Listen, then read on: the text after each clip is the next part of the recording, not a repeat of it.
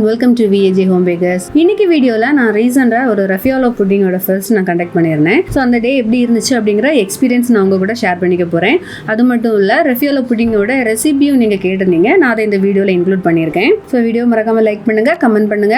என்னுடைய வீடியோவை சேனலை சப்ஸ்கிரைப் பண்ணாம பார்த்துட்டு இருக்கீங்கன்னா சப்ஸ்கிரைப் பண்ணி சப்போர்ட் பண்ணுங்க. வாங்க வீடியோக்குள்ள போகலாம். இந்த Raffaello ஃபெஸ்ட் வந்து நான் லாஸ்ட் டைம் வந்து 30 தான் நான் செய்திருந்தேன். நான் அதுக்காக கிரியேட் பண்ண போஸ்டர் இதுதான். இந்த அட்வர்டைஸ்மெண்ட் போஸ்டர்ல வந்து நான் ஒரு ஜார் தனியாக ஆர்டர் பண்ணுறவங்களுக்கு வந்து 80 ரூபீஸும் மினிமம் வந்து 2 ஜார் ஆர்டர் பண்ணுறாங்கன்னா ரெண்டும் சேர்த்து வந்து 150 ரூபீஸ் அப்படிங்கிற மாதிரி தான் நான் போஸ்டர் போட்டிருந்தேன். எனக்கு டோட்டலாக 85 ஜார் ஆர்டர் கிடச்சிது. நான் வந்து 96 ஜார் செய்திருந்தேன். ஏன்னா வந்து எக்ஸ்ட்ரா பீசஸ் அந்த லாஸ்ட் டைம் வந்து ஆர்டர் கிடைக்கும். அதே மாதிரி வீட்லேயும் எல்லாருக்கும் வேணும் இல்லையா அப்படிங்கிற மாதிரி 96 ஜார் நான் செய்திருந்தேன். ஃபர்ஸ்ட் வந்து அந்த Raffaello புட்டிங் செய்கிறதுக்காக நான் பர்ச்சேஸ் பண்ண வந்து திங்ஸ் நான் உங்களுக்கு காமிக்கிறேன். Raffaello புட்டிங்குக்கு ரொம்ப இம்பார்ட்டண்டான ஒரு இன்க்ரீடியன்ட் என்னன்னு பார்த்தீங்கன்னா டெசிகேட்டட் கோகனட். இது வந்து 1 பேக்கெட் வந்து 100 கிராம்ஸ் 40 ரூபீஸ்க்கு எனக்கு கிடச்சிச்சு.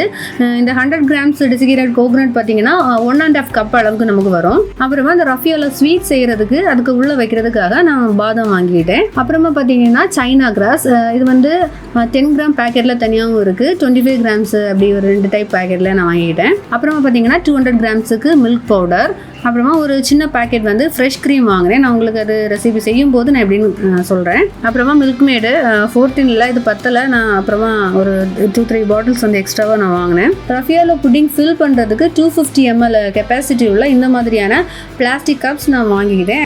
இதுக்கு கூடவே வந்து டோம் ஷேப்பில் உள்ள லிட்டும் இருக்கும். இது வந்து கேக் மெட்டீரியல் ஷாப்பில் ஆர்டர் கொடுத்து தான் நான் வாங்கிக்கிட்டேன். இந்த லிட்டு வந்து அந்த கப்பில் க்ளோஸ் பண்ணுறது ரொம்ப ஈஸி, ஜஸ்ட் ப்ரெஸ் பண்ணால் மட்டுமே போதும், அதில் லாக் விழுந்துடும். இது வந்து அந்த Raffaello புட்டிங் அப்படிங்கிற அந்த ஒரு ஸ்டாண்டர்ட் மெயின்டைன் பண்ணுறதுக்காக நான் என்ன பண்ணேன்னா அதோட லோகோவை கலர் பிரிண்ட் எடுத்து அந்த சின்ன பீசஸாக கட் பண்ணி 96 கிளாஸ்லையுமே அந்த லிட்ல நான் ஒட்டி வச்சுக்கிட்டேன்.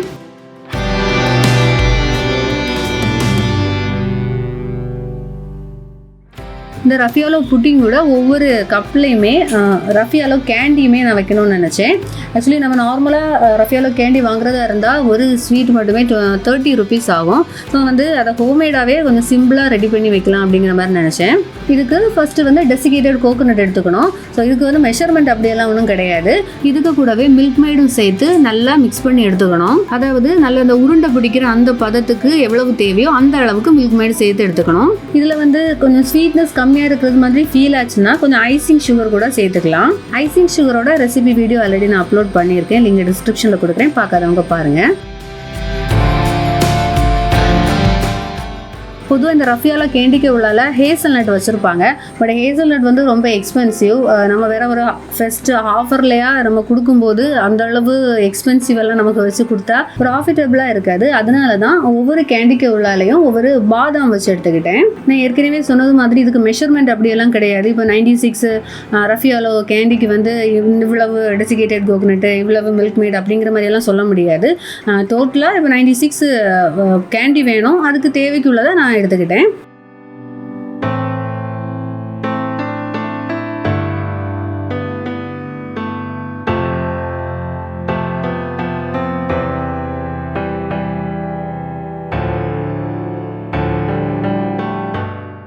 இந்த Raffaello கேண்டிஸ் வந்து நான் மொத்தமாக எல்லாமே செய்து எடுக்கல. ஃபர்ஸ்ட் ஒரு செட்டு நான் கொஞ்சம் செய்து எடுத்துக்கிட்டேன். அதில் வந்து கொஞ்சம் டெசிகேட்டட் கோகனட்டை மேலே இந்த மாதிரியாக நம்ம தூவி விட்டுக்கலாம். அப்போ தான் அது வந்து கரெக்டாக அந்த ஒரு Raffaello கேண்டியோட லுக்கு கொடுக்கும்.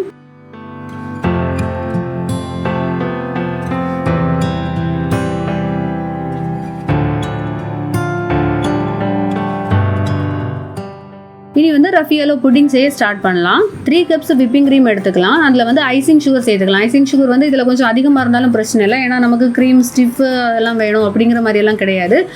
நமக்கு புட்டிங் நல்லா டேஸ்ட்டாக இருக்கணும், நல்லா ஸ்வீட்டாக இருக்கணும். அதனால் அந்த அளவுக்கு டேஸ்ட்டாக கிடைக்கிறதுக்கு எவ்வளோ சுகர் தேவையோ அந்த அளவுக்கு சேர்த்துக்கலாம். அதுக்கு கூடவே வெண்ணிலா எசன்ஸ் 2 டீஸ்பூன் அளவுக்கு சேர்த்துக்கலாம். நான் இது எல்லாத்தையும் சேர்த்து ஸ்டாண்ட் மிக்சரில் பீட்டாக வச்சுட்டேன். க்ரீம் பீட் ஆகிட்டு இருக்கிற டைமில் சைனா கிராஸ் வந்து நம்ம மெல்ட் பண்ணி ரெடி பண்ணி எடுத்துக்கலாம். சைனா கிராஸ் மெல்ட் பண்ணி எடுக்கிறதுக்கு 1 கப்பு தண்ணி எடுத்துக்கலாம். இதுக்கு கூடவே சைனா கிராஸ் 10 கிராம்ஸுக்கு சேர்த்துக்கலாம். சைனா கிராஸ் பார்த்தீங்கன்னா இந்த மாதிரி ஷீட் டைப்பில் இருக்கும், அதை கொஞ்சம் கொஞ்சமாக உடச்சி போட்டு எடுத்துக்கணும். இனி இதை ஸ்டவ்வில் வச்சு மீடியம் ஃப்ளேமில் மெல்ட் பண்ணி எடுத்துக்கலாம். ஸோ கொஞ்சம் நேரம் ஆகும்போது அந்த சைனா கிராஸ் வந்து மெல்ட் ஆகி நமக்கு லிக்யூட் ஃபார்மில் கிடைக்கும்.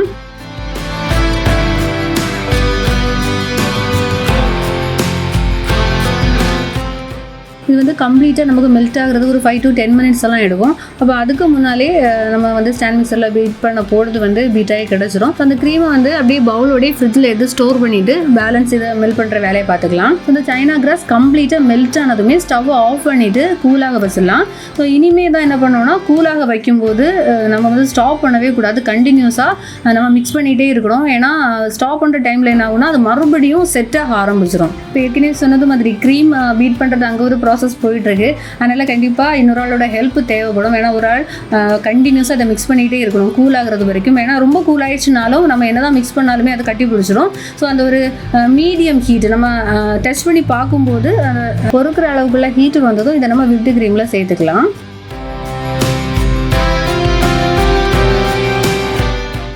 ஸோ க்ரீம் பார்த்தீங்கன்னா நான் ஃப்ரிட்ஜில் எடுத்து வச்சுட்டு நான் மறுபடியும் லைட்டாக ஒரு வாட்டி பீட் பண்ணி எடுத்தேன். ஸோ பார்த்தீங்களா க்ரீம் வந்து நம்ம நார்மலாக பீட் பண்ணும்போது என்ன கன்சிஸ்டன்சியில் ஸ்டிஃபாக கிடைக்குமோ அந்த அளவுக்கு பீட் பண்ணி எடுத்துக்கணும். இதில் நம்ம மெல்ட் பண்ணி வச்சா சைனா கிராஸை சேர்த்துக்கலாம். நான் ஏற்கனவே சொன்னது மாதிரி இது ஒரு லைட் ஹீட்டில் தான் இருக்கும். க்ரீம் வந்து மெல்ட் எல்லாம் ஒன்றும் ஆகாது சரிங்களா. அப்படி லூஸ் ஆனாலுமே ஒன்றும் ப்ராப்ளம் கிடையாது. நம்ம ஏன்னா ஐசிங் அதுவும் இதெல்லாம் செய்ய போகலை, கப்பில் தான் ஃபில் பண்ணிக்க போகிறோம். ஸோ லைட்டாக வந்து லூஸாக இருந்தாலும் ஒன்றும் ப்ராப்ளம் இல்லை. சைனா கிராஸ் இந்த க்ரீமில் ஆட் பண்ண உடனே நம்ம மிக்ஸ் பண்ணிக்கணும். ஏன்னா நான் ஆல்ரெடி சொன்னது மாதிரி சைனா கிராஸ் வந்து கூல் ஆயிடுச்சுன்னா அது கட்டி பிடிச்சிடும் சரிங்களா. அந்த நம்ம மில்க் பண்ணி எடுத்தது மறுபடியும் ஹார்டாக ஸ்டார்ட் ஆயிரும். ஸோ க்ரீம் ஆல்ரெடி கூலாக இருக்கும், அதில் நம்ம சேர்த்ததும் உடனே மிக்ஸ் பண்ணிக்கணும். இப்போ நான் சொன்ன இந்த டைமிங்கில் ஏதாவது ப்ராப்ளம் இருந்துச்சு அப்படின்னா அந்த சைனா கிராஸ் பார்த்தீங்கன்னா அந்த ரஃபியாலோ புட்டிங்கில் திட்டுத்திட்டாக கிடக்கும். இனி இதுக்கு கூட பேலன்ஸ் உள்ள இன்க்ரீடியன்ஸ் எல்லாம் சேர்த்துக்கலாம். அதில் வந்து 1 கப் டெசிகேட்டட் கோகோனட் எடுத்துக்கலாம். அப்புறமா 3 டேபிள் ஸ்பூன் அளவுக்கு மில்க் பவுடரும் 6 டேபிள் ஸ்பூன் அளவுக்கு காய்ச்சி ஆற வச்ச பாலும் இதை சேர்த்து மிக்ஸ் பண்ணி அதையும் இதுக்கு கூட ஆட் பண்ணிக்கலாம். இப்போ நான் சொன்ன இந்த மில்க் பவுடர் வித் மில்க் இது நம்ம சேர்த்துக்கல அப்படின்னா இதுக்கு பதிலாக 9 டேபிள் ஸ்பூன் அளவுக்கு ஃப்ரெஷ் க்ரீம் சேர்த்துக்கலாம். அப்புறமா 1 கப்பு மில்க் மேடு இது இவ்வளவும் சேர்த்துட்டு ஜஸ்ட் மிக்ஸ் பண்ணி மட்டும் எடுத்துக்கலாம். பீட் பண்ணணும் அப்படின்னு எல்லாம் இல்லை, எல்லாமே மிக்ஸ் ஆகி கிடைக்கணும். அந்த அளவுக்கு மட்டும் பீட் பண்ணால் போதும். இப்போ இதில் டேஸ்ட் கம்மியாக இருக்குது அப்படிங்கிற மாதிரி உங்களுக்கு ஃபீல் ஆச்சு அப்படின்னா டெசிகேட்டட் கோகோனட் வந்து எக்ஸ்ட்ரா ஆட் பண்ணிக்கலாம், ஒன்றும் ப்ராப்ளம் கிடையாது. அது மாதிரி மில்க் மேடும் எக்ஸ்ட்ராவாக சேர்த்துக்கலாம். இல்லை ஸ்வீட்னஸ் ரொம்ப கம்மியாக இருக்குது அப்படின்னா ஐசிங் சுகரும் வந்து எக்ஸ்ட்ராவாக சேர்த்துக்கலாம், ப்ராப்ளம் இல்லை.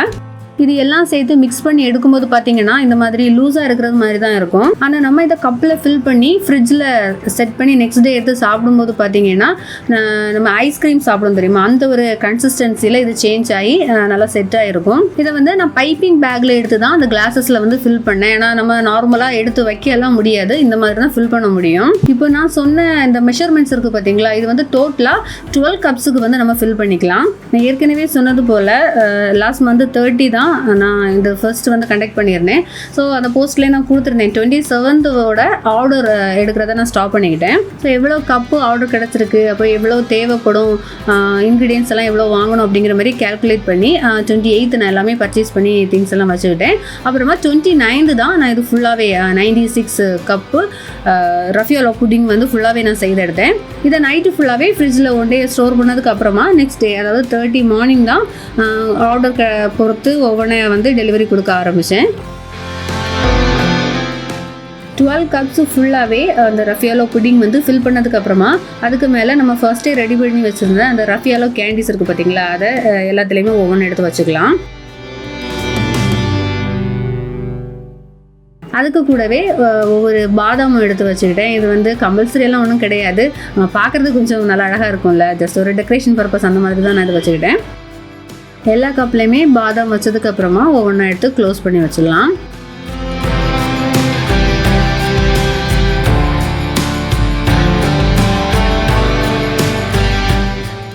அப்புறமா இந்த புட்டிங் வந்து சாப்பிட்றதுக்கு ஒவ்வொரு ஸ்பூன் அதில் அட்டாச் பண்ணி வைக்கணும். ஸோ அந்த ஸ்பூன் கப்பில் வைக்கிறதுக்காக என்னோடய லோகோ நான் பிரிண்ட் எடுத்து வச்சுருந்தேன், அதாவது ஸ்டிக்கர் பிரிண்டிங், அதை வச்சு அந்த ஸ்பூனை அந்த கப்பில் ஒட்டி வச்சுக்கிட்டேன்.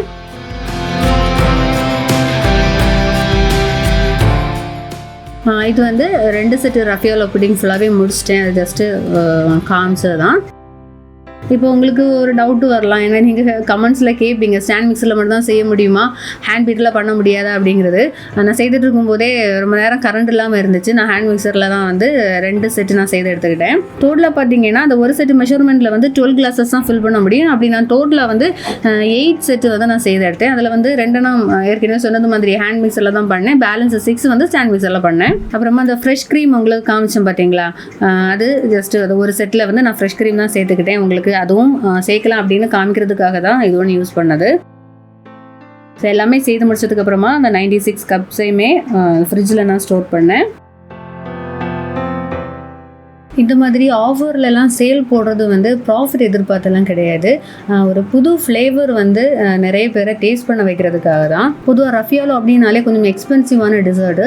ஸோ இது வந்து கொஞ்சம் லோ ப்ரைஸில் நம்ம கஸ்டமருக்கு கொடுக்கும்போது அவங்களுக்கு வந்து இது டேஸ்ட் பண்ணுறதுக்கு ஒரு சான்ஸ் இருக்கும். இந்த ரஃபியாலோ புட்டிங் பார்த்திங்கன்னா நிஜமாவே ரொம்ப டேஸ்டியாக இருக்கும். இந்த கோகோனட் ஃப்ளேவரில் நீங்கள் வந்து கண்டிப்பாக ட்ரை பண்ணி பாருங்கள். ஜஸ்ட் அது டேஸ்ட்டாக எப்படி இருக்குது அப்படின்னு சொல்லி எல்லோரும் கண்டிப்பாக ட்ரை பண்ணி பாருங்கள். இதை விட ரிச்சாக கொஞ்சம் கூட டேஸ்டியாக பண்ணணும் அப்படின்னா நான் வீடியோக்கு இடையில நான் சொல்லியிருந்தேன், அந்த இன்க்ரீடியன்ஸ் எல்லாம் கொஞ்சம் அதிகமாக நம்ம சேர்த்துக்கலாம். அப்படின்னா இதை விடவும் நல்ல டேஸ்டியாக இருக்கும்.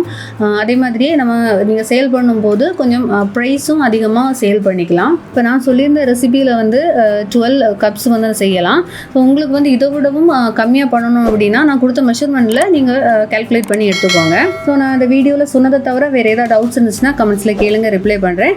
வேறு ஒரு வீடியோவில் மீண்டும் சந்திக்கலாம். பை.